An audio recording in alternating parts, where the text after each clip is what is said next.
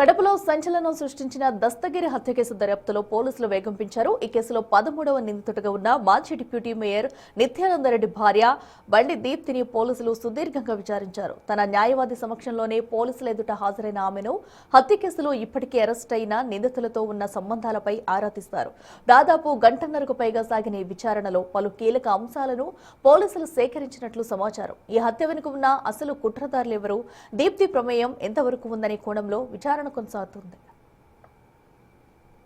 నిత్యానందతో మాట్లాడతాడు, రవి సార్తో మాట్లాడతాడు, తెలుగుదేశం వాళ్ళతో మాట్లాడు. ఎందుకంటే మేము వ్యాపారాలు చేస్తాం కాబట్టి వాళ్ళతో వీళ్ళతో అందరితో కంట్రోల్లోనే ఉంటాం సార్.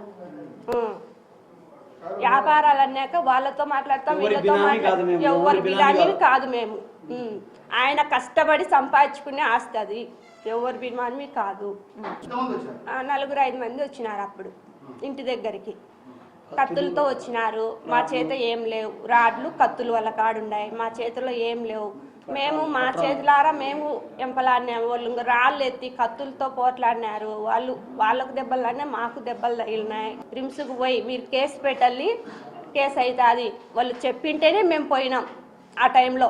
లేకుంటే మేము పోయే వాళ్ళం కూడా పోయి పొద్దున పోయి చెప్పుకునింది. మేము పిల్లలకు నాకు న్యాయం చేయమని అడుగుతున్నాం సార్.